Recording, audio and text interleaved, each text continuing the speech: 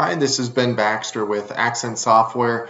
Wanted to bring you another quick tip on Business Central manufacturing.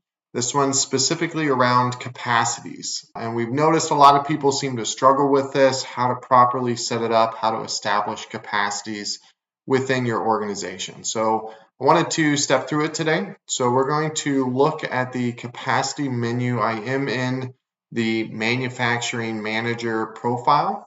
So if you're not, you might want to jump over to that profile. It's got good access to all of the manufacturing capabilities. I will point this out. You do have to have a premium license for Business Central in order to use this.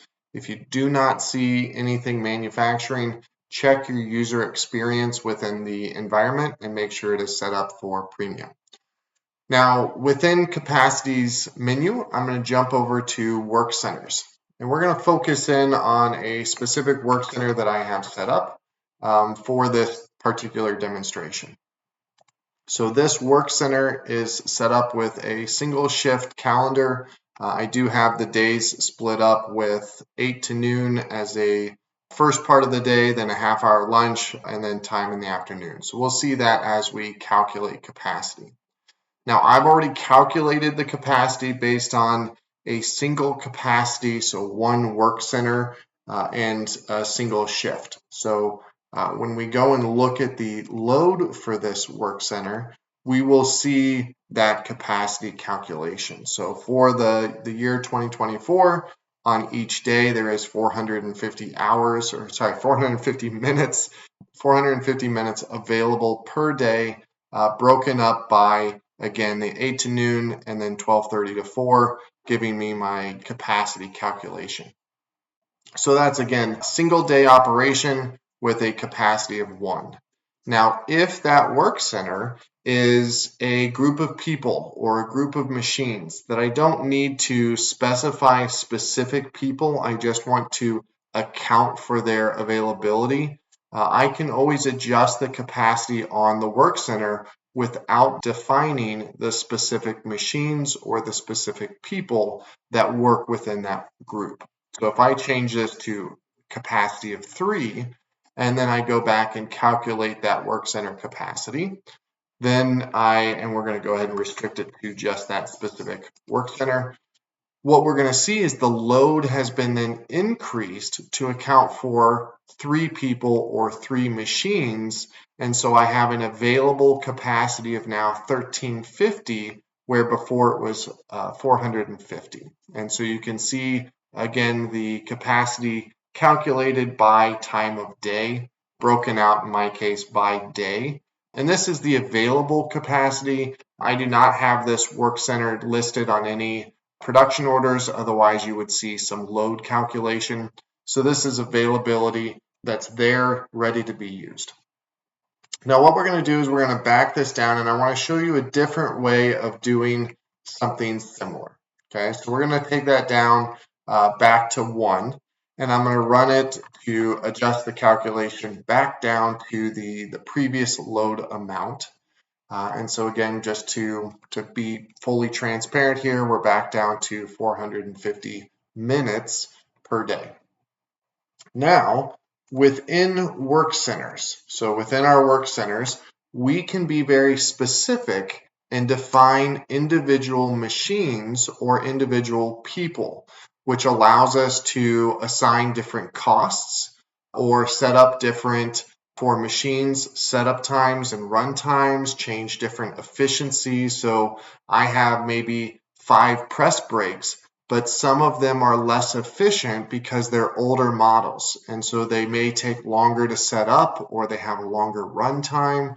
Different things change based on the type of machine or the longevity of that machine and its capabilities. So a machine center allows me to get specific to either individual people or individual machines that are contained within a work center. Okay, and so when we go into this, I'm going to go ahead and filter down to our 800 work center group, and I have 3 specific machines defined. Okay, now you may be wondering, how come it didn't calculate the capacity for all of these machines when I was calculating it on the work center. And I'm going to show you exactly why that happened. Now I have the same requirement. All of these machines use the scheduling off of the work center. So the work center had a single shift. All of these machines have a single shift. They may have different costs. So on a specific machine or resource, I can define costs differently. I can also define the efficiency, and I can also define what the routing setup, specifically setup and runtime, might be different based on the machine that I'm using. Okay, so those are things that you can control and change on the specific machine. Now, each of mine is set up with a capacity of 1, so they represent themselves. I've gone ahead and calculated the capacity for each of these machines, so they're all calculating. If we come down here, 450, 450, 450. So they're all using that same 8 to noon and 12:30 to 4 for their capacities. Okay, so now that I have these 3 machines defined, again, the only reason you need to do this is if you want specific costing of those machines, or I need to control my setup parameters based on the machine being used. Okay, otherwise I just leave it as a work center. But I need my work center, which is the bucket that these machine centers live in, to reflect it.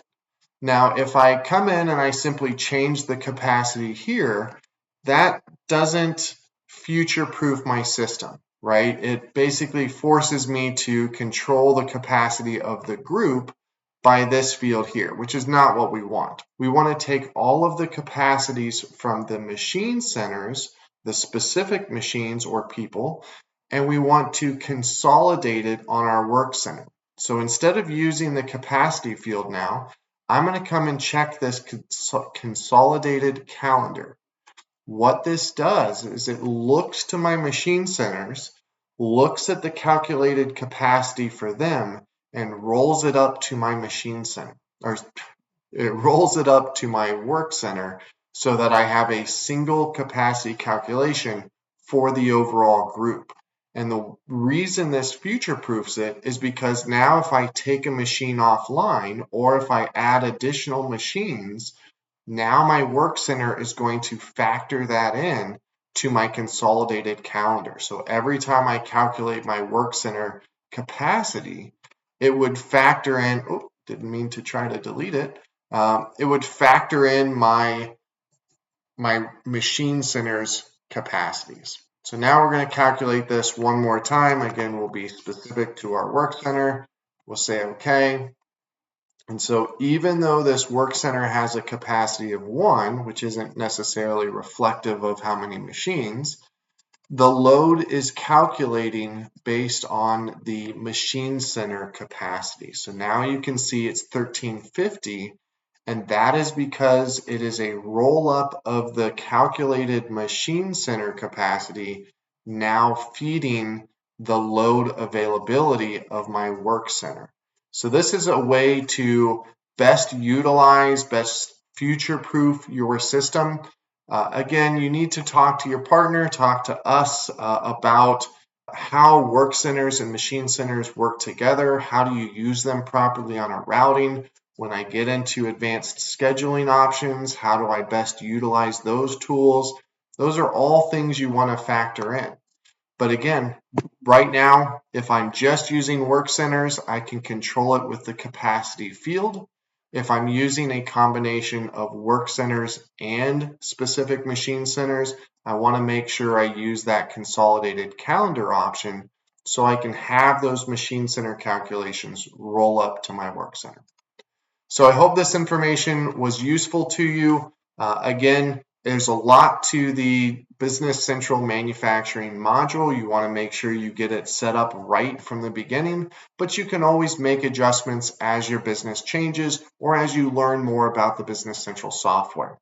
To really learn more about the software, you got to have a strong partner. We would really hope you would look out to Accent Software. We specialize in the manufacturing capabilities within Business Central. So we'd love to talk to you, see if it's a good fit, and then help you utilize your Business Central software better. So I'm going to throw up our phone number and email on this video. By all means, reach out to us. Let us know what you're currently struggling with the software, and we'll see if we can help you out. With that, I appreciate the time, and we'll talk soon.